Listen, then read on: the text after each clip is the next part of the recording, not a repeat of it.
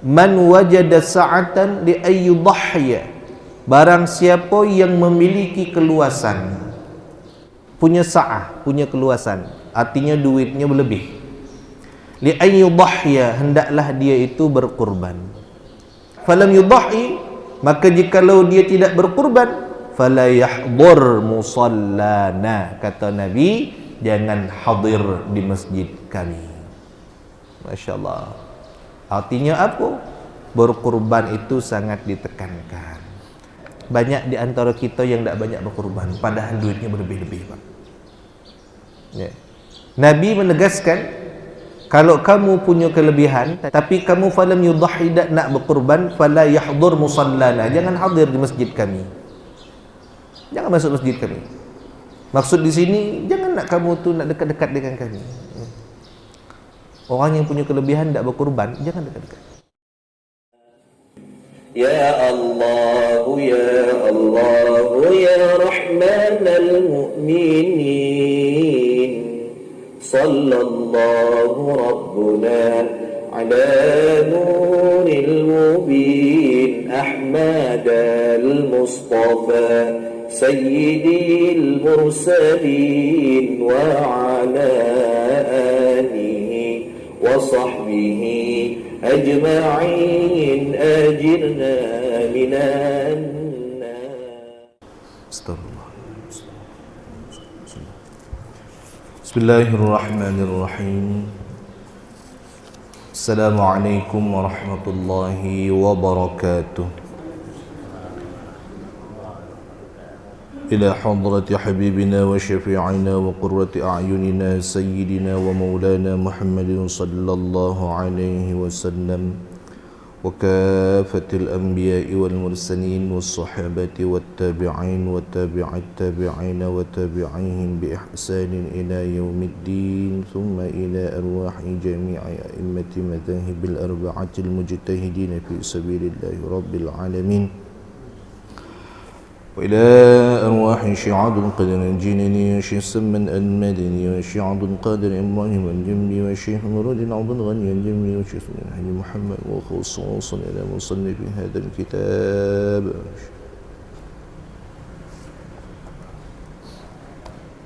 الشيخ محمد علي، جميع أساتذتنا وأستاذاتنا وجميع المسلمين والمسلمات والمؤمنين والمؤمنات. الفاتحة. أعوذ بالله من الشيطان الرجيم. بسم الله الرحمن الرحيم. الحمد لله رب العالمين الرحمن الرحيم مالك يوم الدين إياك نعبد وإياك نستعين اهدنا الصراط المستقيم صراط الذين أنعمت عليهم غير المغضوب عليهم ولا الضالين آمين. Bismillahirrahmanirrahim. Alhamdulillahi rabbil alamin. Allahumma salli ala sayyidina Muhammadin wa ala ali sayyidina Muhammad, amma ba'du.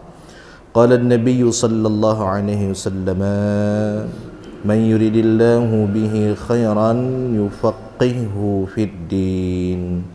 Bapak-bapak, ibu-ibu, jamaah Masjid Al-Ihsaniyah yang berbahagia, alhamdulillah pada subuh kali ini kita kembali dapat bermawajjah, kembali bersama-sama dapat mengaji. Mudah-mudahan apa yang kita kaji ini menjadi amal jariah kita di dunia dan menjadi pahala bagi kita kelak di akhirat. Amin amin ya rabbal alamin. Ibu sekalian yang berbahagia, kajian kita subuh ini insya-Allah akan membahas tentang al-udhiyah atau hewan kurban. Kerana sebentar lagi insya-Allah dah nyampai 1 bulan lagi. Kalau tengok di kalender itu raya haji ke di bulan Juni ke? Ni tanggal 29 ya dah. Tanggal 29 kalau ada apa perubahan. Artinya tinggal berapa kini ke tanggal 9, 20 hari lagi. 20 hari lagi kurban akan terlaksana. Oleh kerana itu kita ngaji tentang masalah, ada satu kitabnya adalah Ahkamul Udhiyah wal Aqiqah wat Tazkiyah, hukum-hukum tentang kurban, tentang aqiqah dan penyembelihan hewan. Kitabnya tidak terlalu tebal, hanya ada sekitar 80-an halaman. Ada 90, 95 halaman, 96 halaman. Tapi dah pula galau-galau halaman kita kaji dah. Kita ambil yang penting-pentingnya. Bismillahirrahmanirrahim. Qala al-musannifu rahimahullahu ta'ala wa nafa'ana bi'ulumihi fid darain amin. Thumma qala Al-Udhiyah. Kitab itu terdiri dari pembahasan Al-Udhiyah, kurban kalau bahasa kita. Kemudian Aqiqah, membahas tentang Aqiqah, wa Tazkiyah, dan penyembelihan. Ta'rifuha wal aslu fiha, adapun apa definisi Aqiqah, apa definisi Udhiyah itu, wal aslu fiha, dan dalil, apa dalilnya.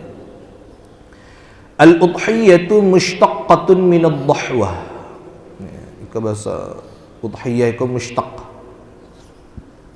masih satu akar kata. Wasumiyat bismi awwali zamanin. Udhiyah itu dinamakan pula dengan satu nama bagi awal zaman. Waktu pagi namanya duha. Disebut udhiyah juga karena waktu menyembelihnya itu setelah waktu duha, pada waktu duha. Itu secara bahasa. Tapi wahya ismun lima yuzbahu minan na'ami. Udhiyah itu adalah satu nama lima yuzbahu bagi perkara yang disembelih minan na'ami, daripada na'am. Na'am itu apa? Hewan ternak. Hewan ternak di situ apa? Al-ibil wal baqari wal ghanami wal ma'iz. Ya, hewan ternak itu kambing, sapi, al-ibil unta, wal baqar sapi, wal ghanam kambing. Taqarruban ila Allah Ta'ala min yaumil 'aidi ila akhir ayyamit tashriqi.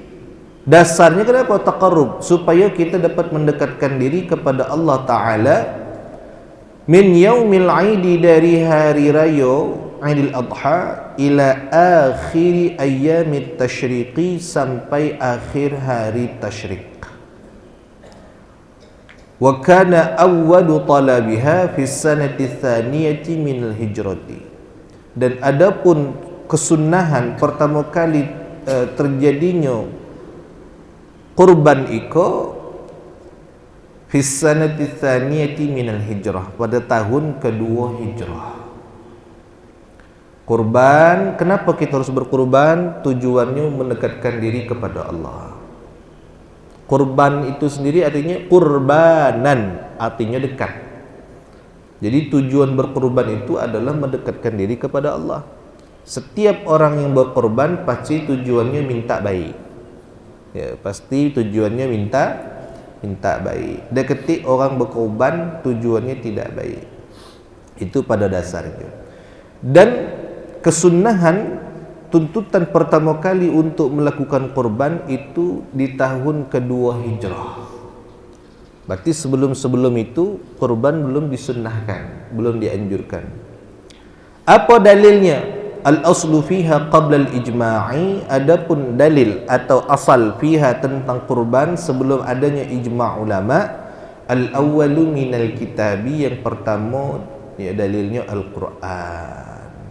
Ya, salah satu dalilnya di Quran itu adalah ayat yang sering kita baca, inna a'tainakal kautsar fasalli li rabbika wanhar inna syani'aka huwal abtar. Fasalli, maka salli li rabbika, berdoalah engkau kepada Tuhanmu, wanhar, dan potonglah kurban. Salli li rabbika di sini annal murada, yang dimaksud musannif bis salati, sembahyang. Salatlah engkau, berdoalah engkau kepada Tuhanmu. Maksudnya sini apa? Salatul Aid. Salat di sini adalah salatul Aid. Wan nahri ad-dhahaya, dan dengan maksud dengan wabin nahri, dan maksud dengan an-nahr ad-dhahaya, itu motong kurban. Jadi kesunahan dalil Qur'annya itu jelas. Berkurban itu setelah seseorang melaksanakan salat Aid.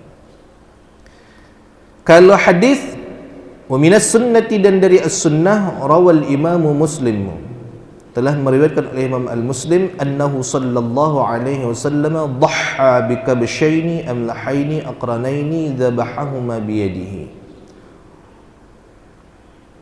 Rasulullah sallallahu alaihi wasallam itu dhahha, berkurban, bi kabshain, dengan dua domba atau hewan yang sangat gemuk, kambing yang gemuk, ya. Beliau memotongnya dzabahahuma biyadihi, beliau memotong keduanya itu dengan kedua tangannya. Nabi kalau memotong kurban dua, itu Nabi. Itu dalil Al-Quran, dalil As-Sunnah, seseorang harus melaksanakan kurban. Kemudian warawa at-Tirmidzi wal Hakimu an Aisyah radhiyallahu anha anna an-nabiy sallallahu alaihi wasallam qala, dan telah meriwayatkan hadis warawa, dan telah meriwayatkan at-Tirmidzi oleh Imam at-Tirmidzi, wal Hakimu, dan Imam Al-Hakim. Imam Al-Hakim dengan Imam at-Tirmidzi meriwayatkan an Aisyah, daripada Aisyah radhiyallahu anha, daripada riwayat hadisnya riwayat Aisyah, mudah-mudahan Allah meridai kepadanya Aisyah. Anna Nabi sallallahu alaihi wasallam, sesungguhnya Nabi Muhammad sallallahu alaihi wasallam qala, telah bersabda, man amila ibnu Adam, tidak ada amila, tidak ada amal ibnu Adam, siapa daripada amal anak Adam, yauman nahri, pada hari nahar, min amalin, daripada satu perbuatannya, amalnya, ahabbu ilallahi ta'ala, yang lebih dicintai kepada Allah ta'ala, min iraqatid dami, daripada menumpahkan darah. Menumpahkan darah di situ maksudnya motong korban. Innaha la ta'ti yaumal qiyamati biquruniha wa adlafiha, kerana sesungguhnya daging kurban itu nanti datang galo-galonya, dengan tulangnya, dengan kukunya, dan dengan segala macamnya. Datang. Wa anna ad-dama la yaqa'u min Allah bi makanin qabla an yaqa'a min al-ardi, dan sesungguhnya darah yang ditumpahkan itu sudah berada dekat di sisi Allah Subhanahu wa taala di satu tempat, qabla an yaqa'a min al-ardi, sebelum darah itu tumpah ke bumi. Jadi ketika kita memotong kurban, Bapak Ibu sekalian, sebelum kurban itu selesai, darah itu belum turun ke bawah, tapi pahalanya sudah nyampai kepada Allah Subhanahu wa taala. Ika saking pentingnya kurban, saking pentingnya kurban. Pada hari nahar itu kapan? Hari potong kurban. Tanggal berapa? 10, 11, 12, 13 Zulhijjah. Fadluha, apa keutamaan berkurban? Rawal Hakimu an Zaid bin Arqam,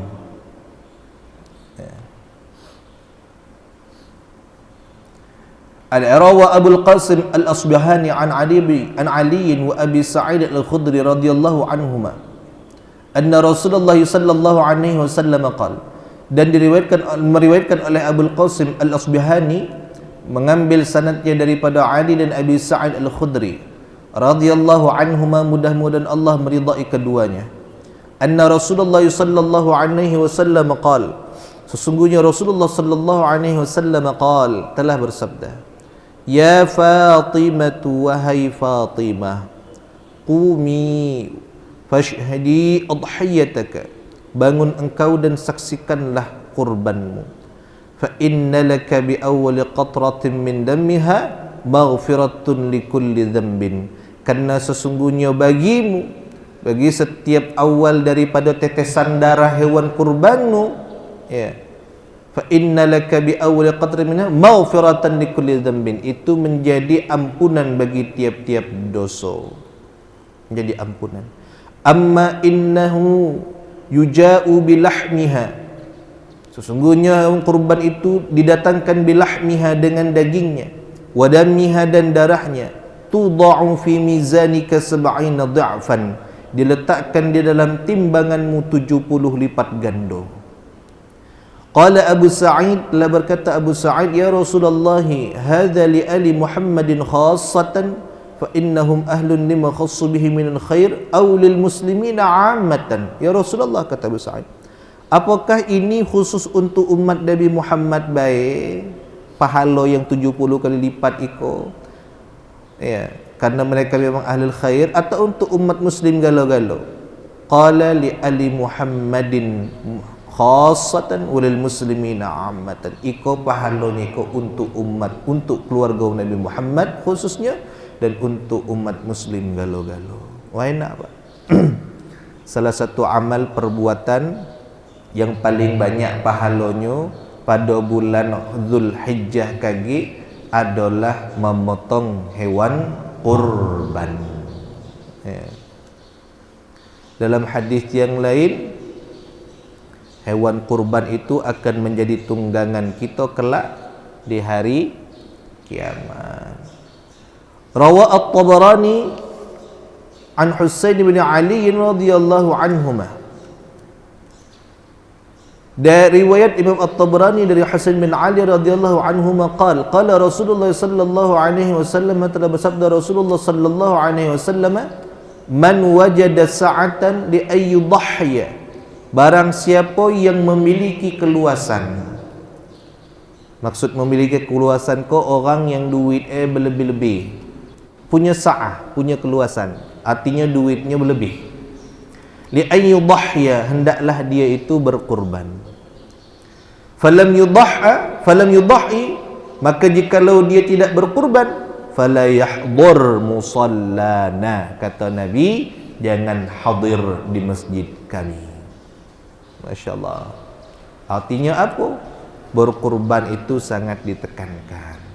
Banyak Pak, kita kok orang berduit tapi tidak nak berkurban, ya. Apa hukumnya berkurban?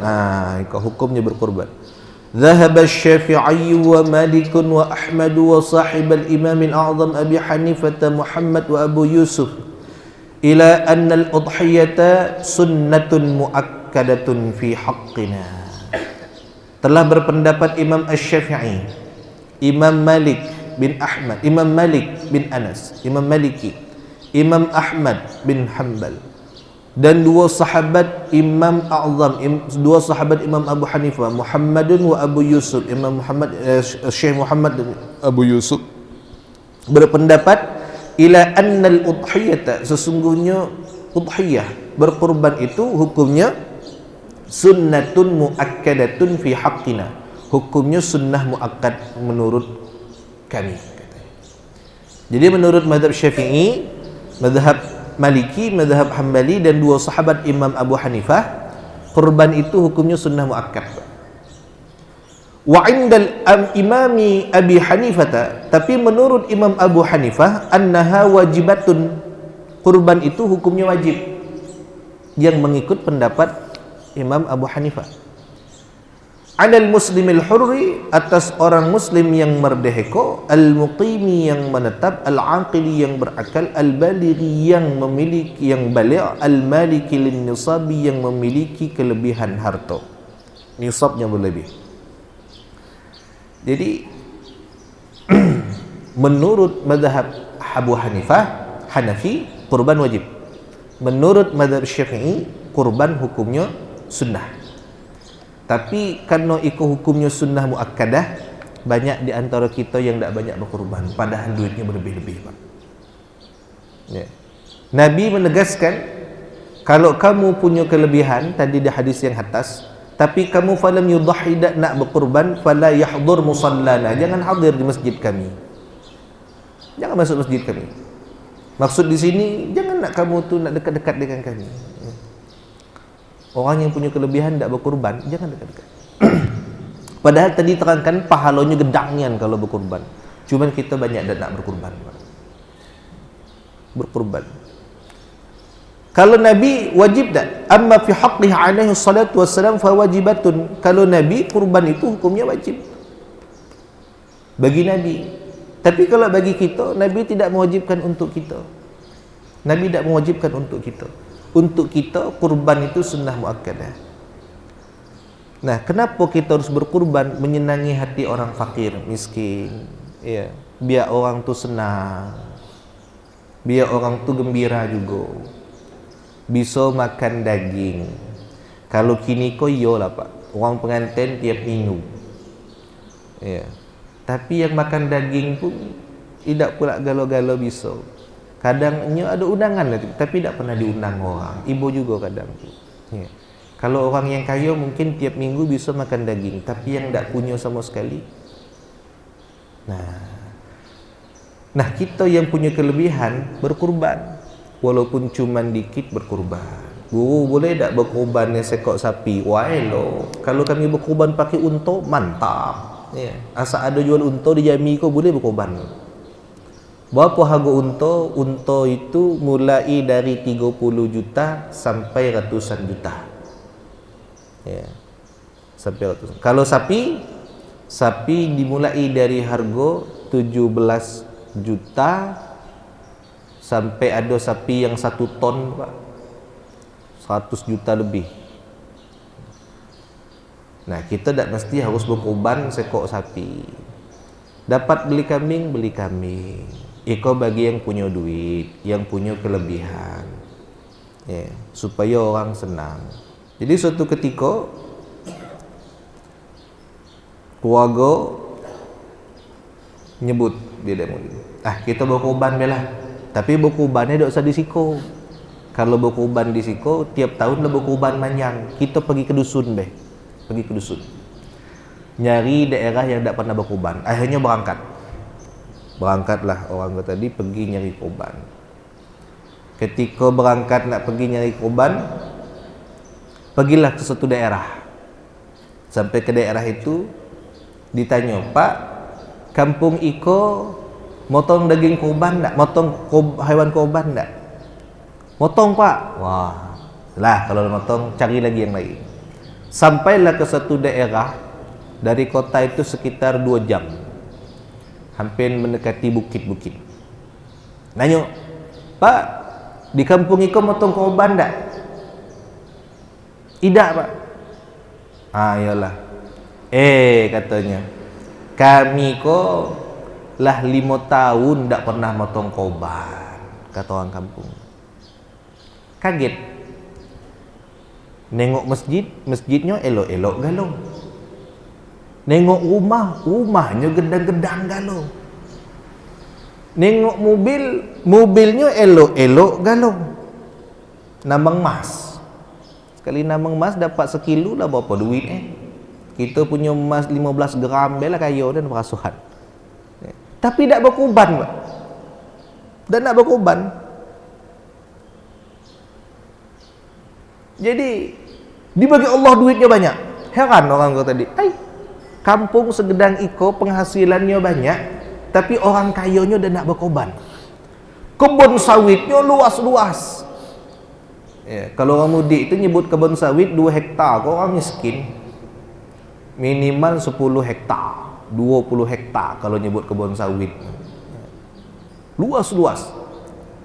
Tapi itu tadi kampungnya detik yang nak berkurban Pak. Lah 5 tahun dah berkurban.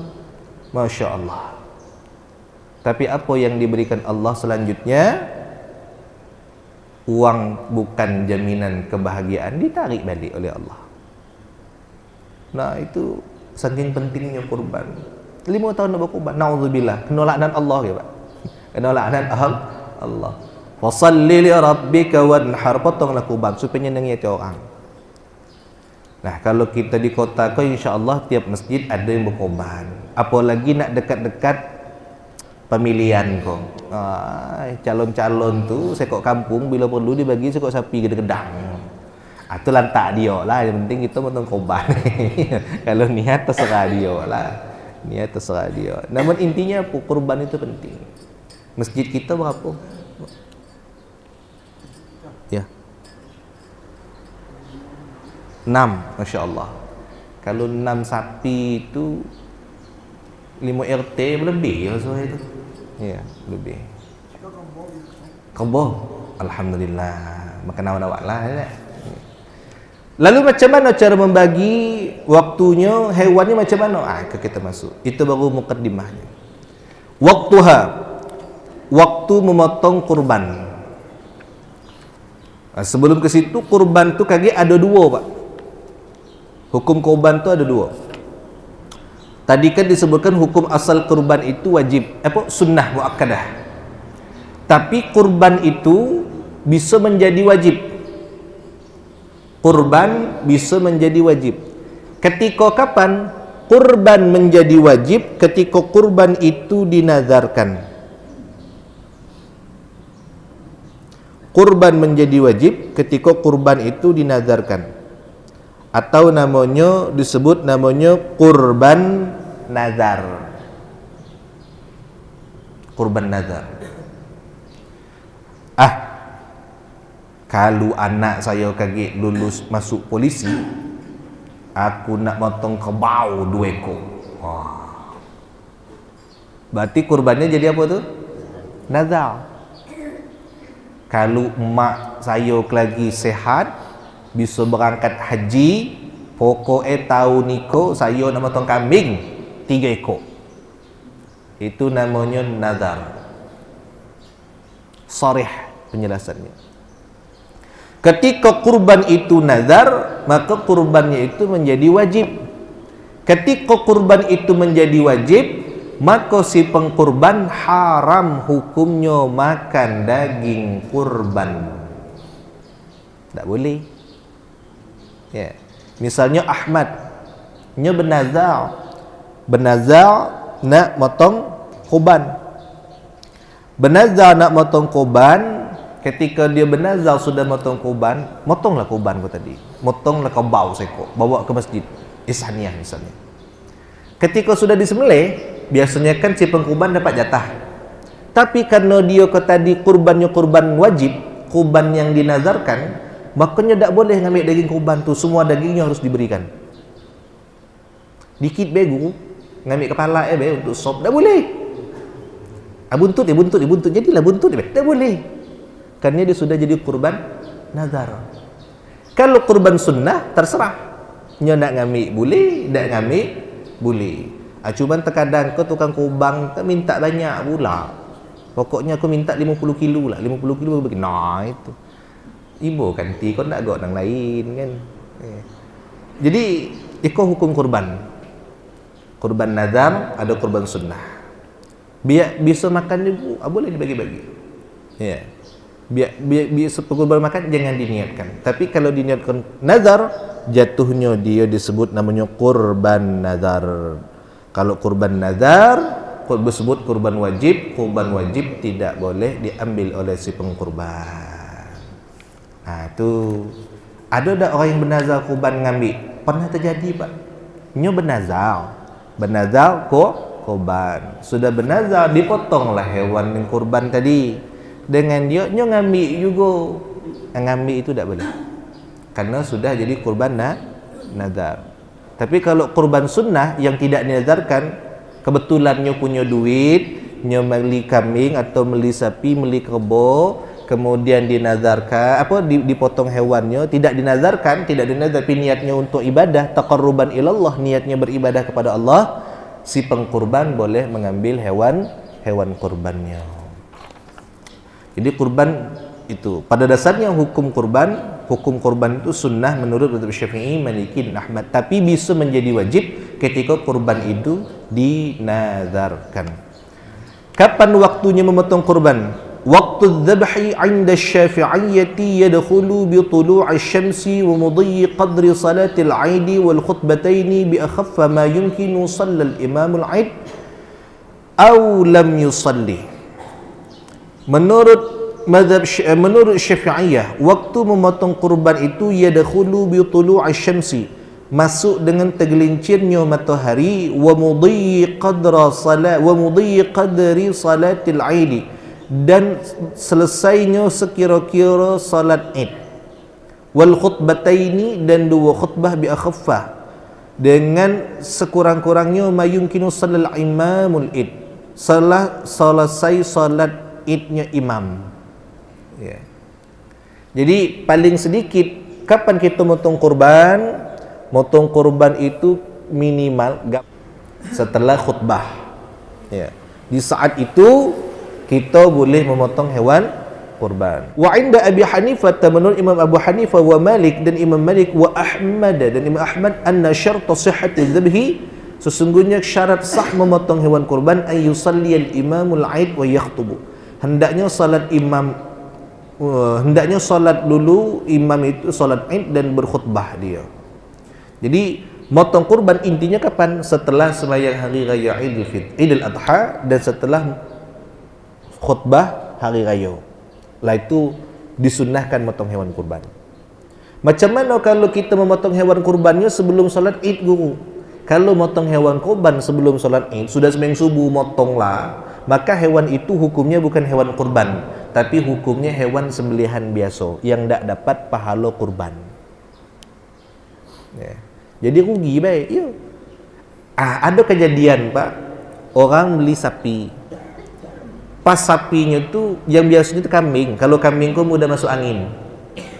Jadi beli sapi, ternyata sapinya tu sebelum dipotong entah makan apa muntah tu telel. Dengan orang karena takut hewan kau mati, langsung disembelihnya. Pas pagi sudah sembahyang Id, ditanya dengan orang yang nak berkorban kau tadi, Pak, sapi kami mana? Wah lah kami sembelih, Pak. Ngapo? Masuk angin, muntah-muntah. Kami kira takut mati, kami sembelih lah. Dulu padanya mati jadi buntang. Apakah itu hewan kurban? Tidak.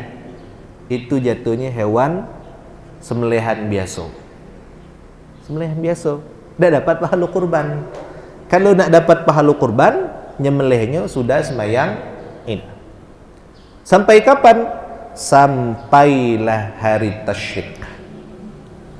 Hari tasyrik itu kapan? Tanggal 11, 12, 13. Asar habis. Ya. Tapi kebiasaan kita kalau motong kurban, kalau dak tanggal 10, tanggal 11. Biasa macam tu. Sudah raya kadang motong kurban lah.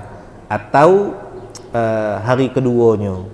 Kalau nak lapang sebenarnya motong kurban tu di hari kedua, Pak. Di hari kedua. Kenapa? Di hari pertama sibuk dengan ibadah, solat Id. Kemudian mempersiapkan segala macam. Namun kalau nak ambil sunnahnya boleh juga di hari pertama. Silakan. Di hari tanggal 10 Dzulhijjahnya boleh-boleh baik. Tabarrukan dengan orang yang berangkat haji ke Baitullah. Kini yang berangkat haji itu 60%-nya lansia. Orang yang berangkat haji tahun iko rata-rata umur 60-an ke atas. Bahkan ada yang datuk-datuk berangkat haji sudah terbang naik pesawat sampai di Arab, minta balik ke Indonesia. Apa hal? Lupa bagi makan ayam. Aku aduh baik. Jadi kenapa? Nama orang tua. Jadi petugas haji tahun ni agak beda dengan yang tahun kemarin. Kalau tahun kemarin kan 60 tahun ke bawah. Kalau iko banyak 60 tahun ke atas. Dan haji tahun iko cukup panas. Udara di atas 40 derajat Celcius, hampir 50 derajat. Kita di Jambi iko paling panas 34 derajat. Itu panasnya bukan main, ngelegak rasa kepala. Apalagi bulan puasa kemarin ya. Di situ 40 derajat ke atas. Yang punya keluarga berangkat haji Doakan mudah-mudahan mereka selamat pergi dan baliknya. Nah, yang berangkat haji diberi Allah kelebihan bisa melaksanakan ibadah haji. Kita yang punya kelebihan supaya bisa dapat pahala, setidaknya menyamai pahala mereka, kurban Pak. Kurban. Kalau 5 sapi, berarti kalau 5 kerbau dikali 7, berarti yang berkorban sekitar 35 orang. Kita olak kemang ko rasa-rasa banyak yang kaya rasa dan pegawai banyak go rasa di Ulu Gedong tu banyak go rasa. Kalau 5 dikit aman rasa. Tambahlah lagi minimal 12. Wah tu ya mantap. Untuk apa? Menyenangi hati orang. Ya. Tahu hari raya itulah Pak, orang miskin dapat daging berlebih-lebih. Dapat daging berlebih-lebih. Itu waktunya. Jadi memotongnya di saat itu. Lalu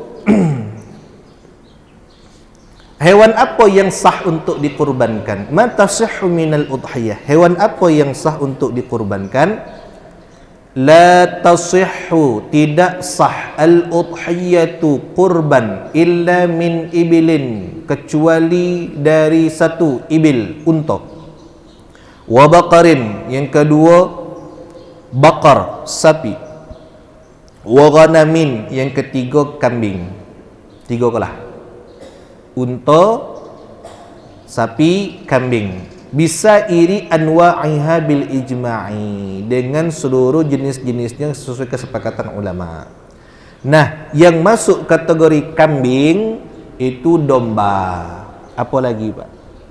Kambing itu kan banyak jenis pula. Ada kambing kacang, ada kambing biri-biri, ada kambing etawa. Etawa tu kambingnya gedang Pak, bukan kambing kubur ketawa, bukan. Jenis etawa. Macam-macam. Yang masuk keturunan atau keluarga sapi itu kerbau. Ya, kerbau. Yang masuk keluarga unta itulah. Intinya hewan itu adalah hewan yang minan na'am, hewan yang diternak dan berkaki 4. Macam mana kalau hewannya itu kijanggu, boleh tak dikurban? Tidak. Banteng-banteng? Tidak. Apalagi rusa? Tidak. Ika yang diternak tu. Unta, sapi, termasuk dalamnya kerbau. Kerbau ngapa boleh? Karena kerbau diternak. Kerbau itu diternak. Di India itu orang makannya kerbau, tidak makan sapi. Kenapa? Karena di India itu mayoritas orangnya beragama Hindu.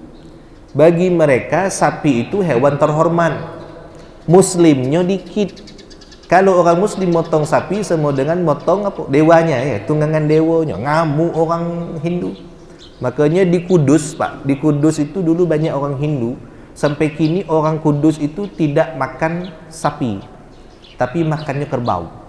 Sama kita orang Yami, ada juga yang sapi kini, cuman lah jarang. Sama kita orang kita Jami kok rata-rata bengen makannya kerbau. Sapi kok baru kini lah masuk. Tahun-tahun berapa? 50-an tu, 60-an. Ya, baru ada sapi. Maksudnya untuk dikonsumsi. Kalau orang kita Jami kok dari bengen makannya kerbau. Termasuk mak saya kalau makan sapi pening kepala Tapi kalau makan kerbau 2 kilo ni ndak hal Kenapa? Karena sudah ada ini cekokan apa istilahnya itu, sugesti.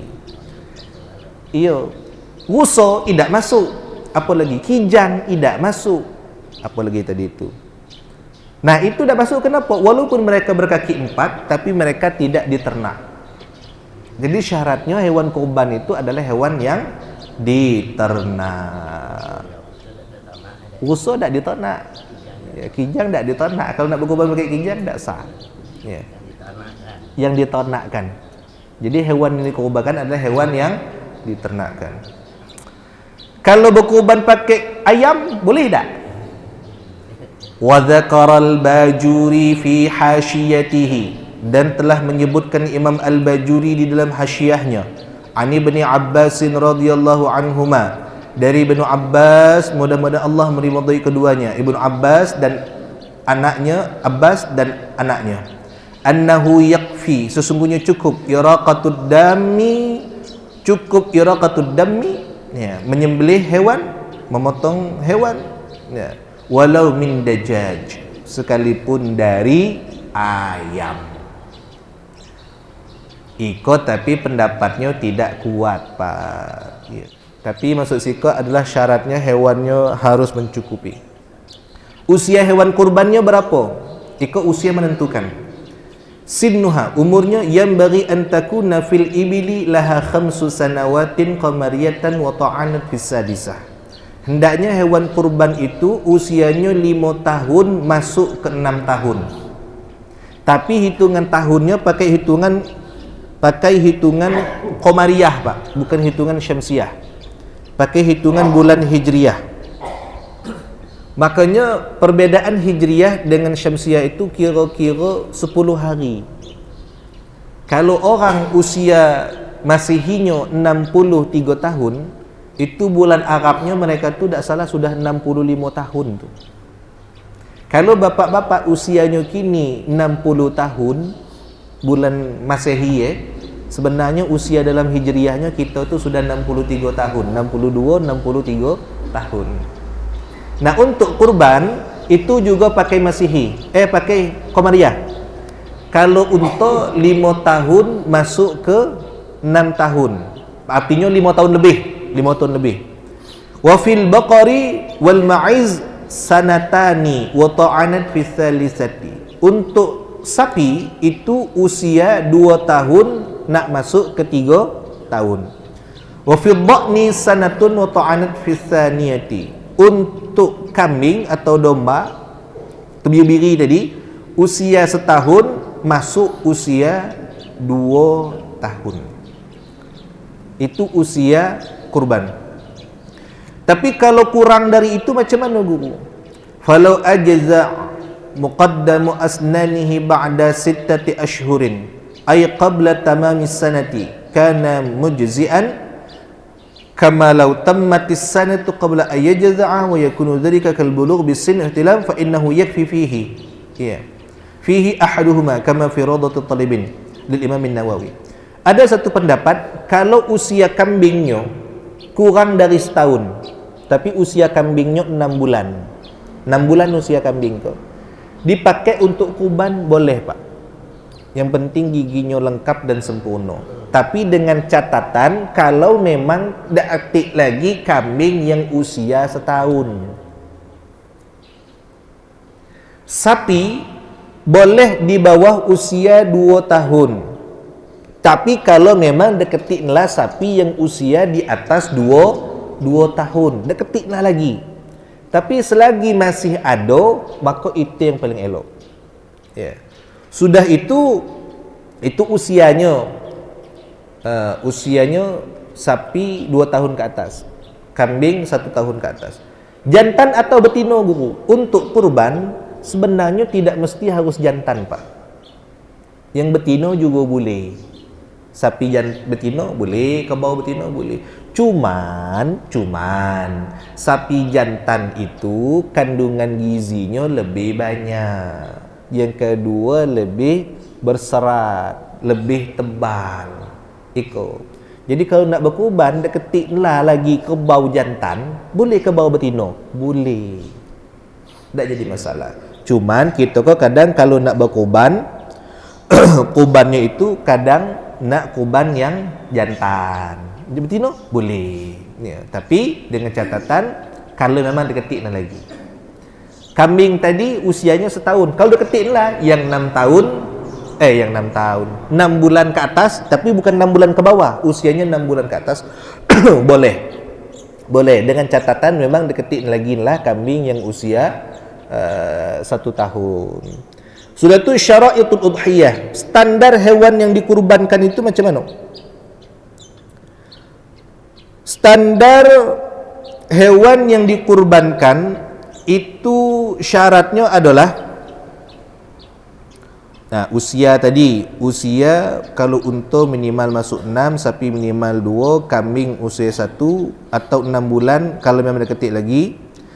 Kalau kambing biri-biri, kambing biri. Kambing biasa, biri-biri, itu minimal usia setahun, nak masuk ke 2 tahun, itu paling afdal. Ya, kalau dah dapat macam mana payah, ini dah apa. Nah, apa syaratnya? Ad-dhabitu an takuna salimatan min aibin. Syarat hewan yang dikurban itu standarnya adalah an takuna salimatan. Hewannya selamat min aib, selamat dari aib. Yang qusul lahman, yang mengurangi nilai daging, au ghairu, atau lainnya mimma yukalu, daripada yang dimakan. Mengurangi nilai hewan yang dimakan. Fala tujzi'u al-ajfa walal majnunah walal hima wala maqtu'atal udhuni. Gampangnya, hewan yang tidak boleh dikurbankan itu ada 4, Pak. Arba'un la tajuzu fil adahi faqala al-awra bayyinun awra'uhu wal maridatu bayyinun marduha wal arja'u bayyinun bayyinun awruha wal al-awra'u bayyinun awruha wal maridu bayyinun marduha wal arja'u bayyinun dhala'uha wal kasirul lati la tanqah.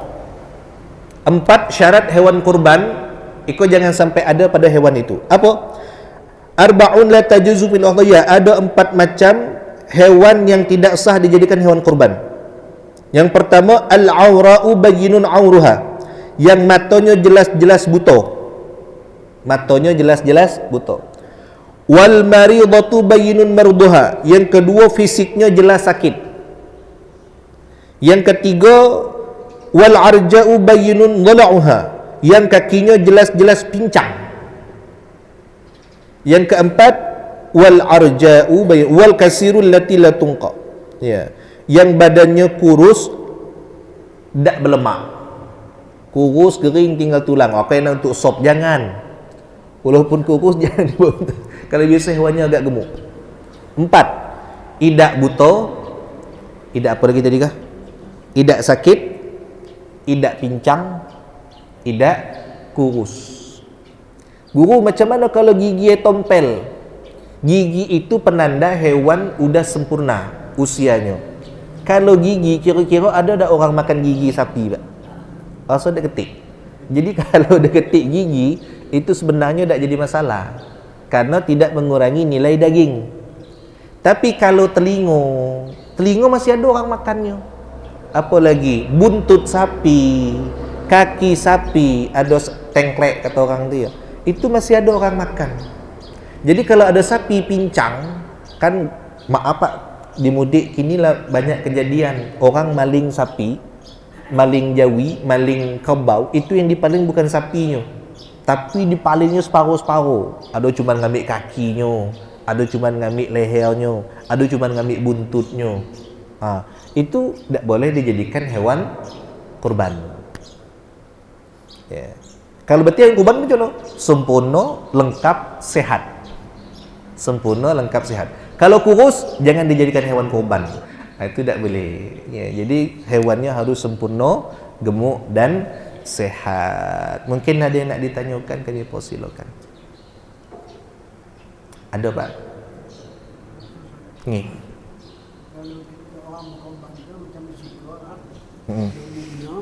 Di masjid ada juga banyak juga korban. Yeah. Dia rumah-rumah masing-masing kadang-kadang ada juga Yeah. satu persatuan rumah kan. Oh iya. Nah, kalau dia nagih galau ke rumah kita misal Ustaz banyak sampai 6 orang 7 orang, apa boleh kita main mau banyak tu. Nerima banyak. Ya sampai 7 kilo misalnya. Iya. Satu orang 1 kilo banyak siko kan. Yeah. Pada umumnya sekilo. Yeah. Nah, kalau ada yang banyak lagi orang siko lagi juga, orang kau lagi juga. Sampai 7 kilo bisa dapat di rumah tu, apa boleh itu main maunya? Boleh. Nak sampai 20 kilo ni tidak hal ya. Karena memang tujuannya menyenangi hati orang fakir.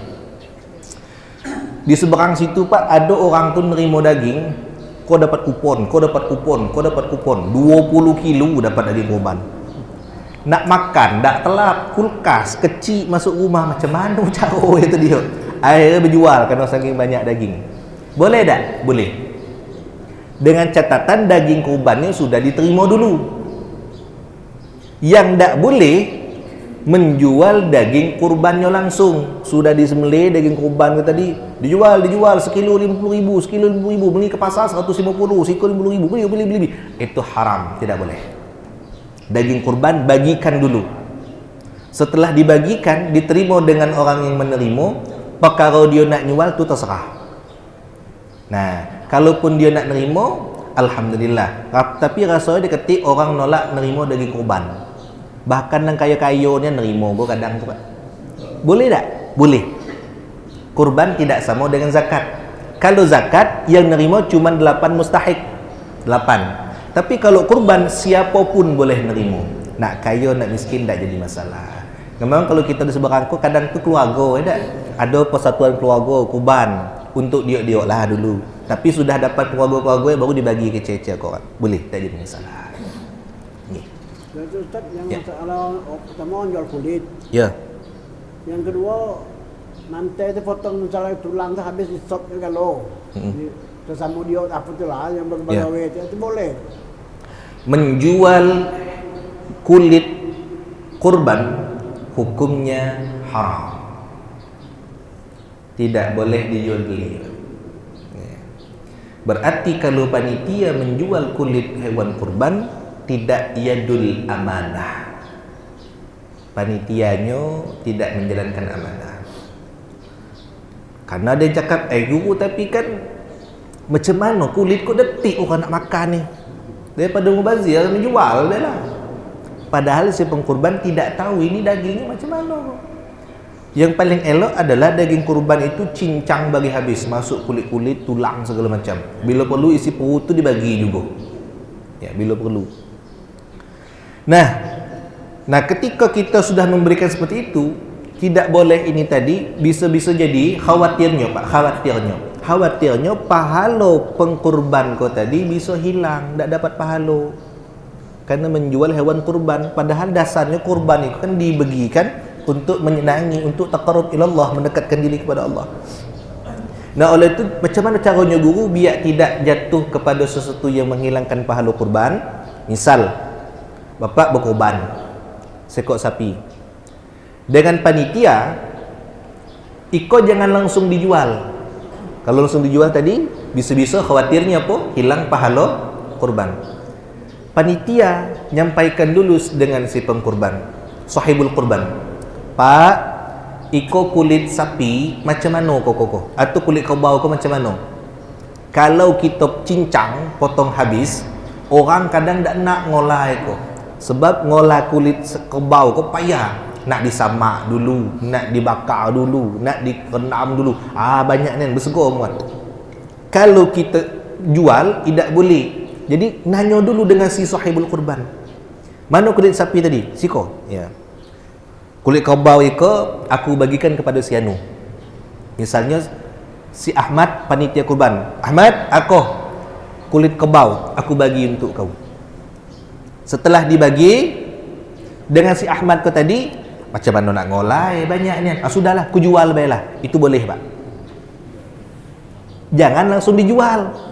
Kalau langsung dijual itu yang tidak boleh. Tapi kalau sudah dibagikan, diikrarkan, sudah dibagi, itu terserah si penerima. Nak dijual dengan penerima, nak dimasaknya, nak dibuat bedok, nak dibuat kompangan, itu terserah. Ya. Yang penting dibagikan dulu. Jangan langsung dijual dulu. Itu satu. Termasuklah tulang-tulang segala macam itu. Intinya apa? Si pengkurban harus tahu hewan kurbannya didistribusikan ke mana. Kata panitia, why? Iko tulang kau banyak kau, dibagi orang banyak dan nak makan tulang macam mana? Kita buat sop bela. Kata si pengkurban, ayo lantak kamu lah, masak kalau nak buat sop. Yang penting aku sudah tahu, silahkan dimanfaatkan, tak jadi masalah. Yang tak boleh melangkahi tanpa ada seizin dari si sahibul kurban, itu yang tak boleh. Karena yang punya hak itu mereka. Kita panitia itu cuman menjalankan amanah. Panitia boleh makan daging tu, boleh kan? Boleh. Tapi yang penting si pengkurban atau sahibul Quran tahu. Cuman kebanyakan Pak, orang banyak nyual kulit kurban. Itu tak boleh. Khawatir pahala si pengkurban hilang lagi. Termasuk ada sebagian orang, siapa yang menyembelih hewan kurban itu yang dapat kepala. Itu juga tak boleh. Tak boleh. Itu harus dibagikan dulu. Habiskan dulu. Ya. Lalu macam mana untuk upah si pengkurban? Dia mana duitnya? Siapkan duit lain. Yang tukang nyembelih itu kan dapat upah biasa. Duitnya dari mana? Jangan dari duit si pengkurban, siapkan duit yang lain. Apakah duit dari infak atau duit dari sedekah atau yang lain. Yang penting upahnya bukan kepala. Tapi kalau misalnya sekali lagi kata si pengkurban, kepala tadi mana? Ya sudah, kepala iko aku ikhlaskan, aku bagikan kepada si bapak si Anu karena sudah nulung saya mau tunggu. Itu boleh, Pak. Kalau langsung ngambil bawa balik yang kejadian sudah kepala tu aku aku motong itu yang tak boleh. Iya. Artinya sebelum hewan itu diambil atau segala macam, yang penting ada akad ikrar penyerahan atau pemberian dari si sahibul kurban supaya apa? Pahala hewan kurbannya sempurna. Kira-kira macam itu. Dan kalau kami misal di masjid lah dulu, Ya. Ustaz, itu orang yang punya korban itu tak tahu lagi masalahnya. Ya. Sudah dikumpul duit beli ke kebo, dia tak tahu lagi itu panitia lah ngolahnya tu. Nah, kalau di awal harus tahu, dikasih tahu. Ada sunnah-sunnahnya kaki Pak Siko. Salah satu sunnahnya bagi si pengkurban, salah satu sunnahnya itu adalah menghadiri hewan kurbannya yang akan dipotong. Jadi sudah bagi duit, jangan tak hadir. Kenapa? Sunnah hukumnya si pengkurban itu hadir menyaksikan hewan yang dipotong. Yang paling elok lagi, sahibul kurban menyembelih hewan kurbannya sendiri. Itu yang paling afdal. Tapi kan kadang kita banyak orang penakut, tak? Baru nengok sapi, baru nengok darah, belum sempat nak nyembelihnya lah pingsan duluan. Lah takut duluan. Akhirnya disuruh orang. Nah, supaya menghindari hal-hal yang disebut tadi, maka di awal harus dibagi tahu dengan si sahibul kurban, panitia aku tadi. Pak, kami potong kurban macam mana dagingnya macam mana lagi, kepalanya macam mana, aku berserah ke kamu lah galau-galau. Misalnya buat contoh, aku berserah ke kamu lah galau-galau urus lah di kamu, aku ikhlas, aku ridha. Tapi yang jelas si panitia kurban tidak boleh menjual langsung hewan kurbannya. Itu paling penting. Itu yang penting. Misal ngumpul duit 2.700.000 untuk beli hewan kurban. Akad di awal itu kan panitia menerima duit 2.700.000 untuk beli sapi, untuk beli kerbau, misal. Kalau taruhlah 3 juta lah digenap. 3 juta kali 7 berapa tu? 21 juta. Maaf, terkadang dalam 21 juta itu kan masih berlebih duit. Berlebih 200, 300 biasa kan? Dengan kita panitia, kadang yang lebih 200, 300 itu dibelikan untuk apa? Beli tali, beli air, beli rokok. Kalau menurut qaul yang sharih, itu tak boleh, Pak. Panitia ngambil duit dari pembelian sapi, itu tak boleh. Kenapa? Karena si pengkurban, sahibul kurban, akadnya duit itu untuk dibeli hewan kurban, bukan untuk beli rokok panitia. Itu banyak yang tak tahu kau sebenarnya. Jadi kalau macam itu, tidak yadul amanah panitianya. Kurbannya sah, cuman panitianya tidak yadul amanah. Jadi biar tak melenceng, macam mana caranya? Caranya dibagi tahu. Pak, iko duit bapak kan bagi duit 3 juta. Ya, untuk beli hewan kurban, akadnya. Ya. Biasanya Pak, kami beli hewan kurban kok ada lebih kadang tu. Kadang lebih 100, kadang lebih 200. Tak tentulah, tergantung harga sapi, tergantung harga kerbau berapa. Nah, jadi macam mana Pak duit lebih kau? Sudahlah, manfaatkan untuk panitia, boleh. Yang penting Pak, di awal tu harus disebutkan. Akadnya harus jelas. Yang tak jelas tu kadang-kadang tu panitia tu degil go dikit, kadang tu dapat untung 1 juta 2 juta jadilah. Niat macam tu yang tak boleh. Ya, niat yang macam itu yang tidak boleh. Karena apa? Kurban itu ibadah, tujuannya kita mendekatkan diri kepada Allah. Itu tujuannya. Makanya banyak orang, Pak, tak nak jadi panitia kurban. Ngapo? Nahan cakap tu tak telap. Meli dikit salah, meli sapi kurus salah, meli nang gemuk salah. Wah, kau korupsi. Kau tengok, kau seharusnya sapi 70 kilo. Ha, dia beli sapi 50 kilo. Ah, kau duit pantak panitia kau lah.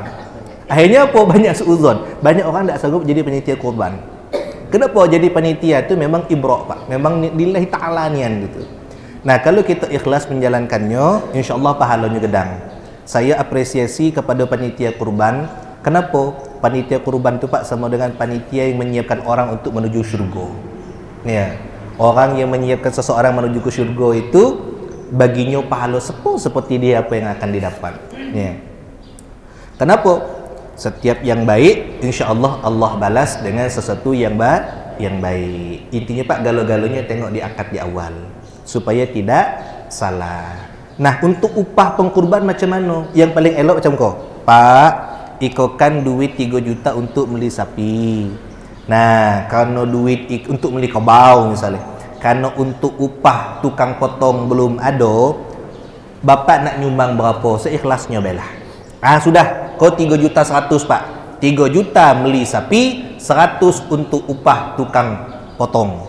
Ah, kalau 7 orang berarti 700. 700 banyak aman. Ah, selebihnya untuk panitia lah. Terserah panitia nak dimanfaatkan untuk apa. Itu lebih baik. Kira-kira macam tu ni. Ya. Ada lagi? Ya, silakan. Boleh. Pahalanya maksudnya kan atas nama. Boleh. Kalau nama orang yang bersangkutan.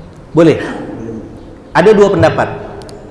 Pendapat pertama mengatakan si pengkurban itu cukup satu orang yang masih hidup, tapi pahalanya untuk yang lain. Berdasarkan hadis Nabi tadi, Nabi itu motong kurban, pahalanya untuk dia, untuk keluarganya dan untuk umat muslim. Ya.